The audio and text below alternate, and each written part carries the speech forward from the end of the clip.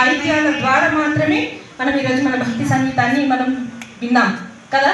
మరి వాయిద్యం వాయిస్ లేకుండా వాయిద్యాల ద్వారా విన్నా కూడా తెలిసాయా అంటే నోట్తో పాడకుండా అయినా ఇన్స్ట్రుమెంట్తో కూడా మనకు అది ఏ పాట అనేటువంటి విషయాన్ని మనకు వినిపించారు. మనకు ఆ విషయం తెలిసేటట్టుగా వాళ్ళ ఇన్స్ట్రుమెంట్ ద్వారా మనకు తెలియజేశారు. మంచి సంగీతాన్ని మనకు అందించి ఇక్కడ ఉన్నటువంటి అసలు సంగీతం ఎందుకు వినాలి, సంగీతం వల్ల ఏంటి లాభాలు, అబ్బాయి ఇంత బోర్గా ఉంది అనుకునేటువంటి ఈ రోజుల్లో తెలుసా ఆ విషయము అనుకుంటుంటారు కదా.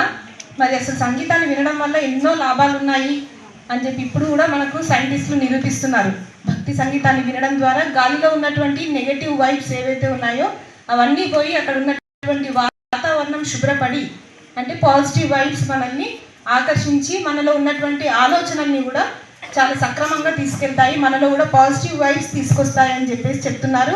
ఇప్పటికీ నిరూపించడం కూడా జరిగింది. అందుకని చూస్తే మనకి ఇప్పుడు సంగీతానికి తర్వాత కర్ణాటక మ్యూజిక్, హిందుస్థానీ మ్యూజిక్ ఎక్కువగా డిమాండ్ వచ్చింది. చాలామంది నేర్చుకోవడానికి ఇంట్రెస్ట్ చూపిస్తున్నారు, అలాగే ప్రోత్సహిస్తున్నారు కూడా. మరి మనం పిలవగానే మనకు వచ్చేసి రామకృష్ణ జయంతిని పురస్కరించుకొని రామకృష్ణ విద్యానికేతన్లో నిర్వహిస్తున్నటువంటి ఈ భక్తి సంగీత కార్యక్రమానికి వీచేసినటువంటి కళాకారులు రాకేష్ వైద్య గారు, కీర్తిరాణి గారు, బాలరాజు గారు, వీరిని మనం సత్కరించుకోవడం చిరు సత్కారంతో మనం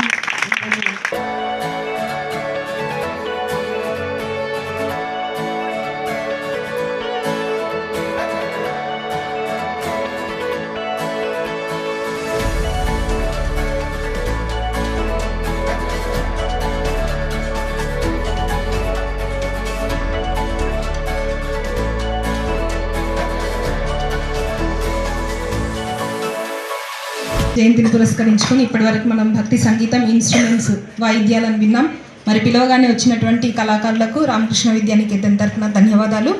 అదేవిధంగా కార్యక్రమంలో ఉదయం నుంచి ఇప్పటి వరకు పాల్గొన్నటువంటి ఉపాధ్యాయులకు, విద్యార్థులకు, వచ్చినటువంటి భక్తి సంగీత కార్యక్రమాన్ని అప్పటి నుండి వీక్షిస్తున్నటువంటి అక్కడ కూర్చున్నటువంటి పేరెంట్స్కి రామకృష్ణ విద్యానికేతన్ తరఫున ధన్యవాదాలు. మరి చివరిగా రామకృష్ణ శరణంతో ఈనాటి కార్యక్రమాన్ని ముగించుకొని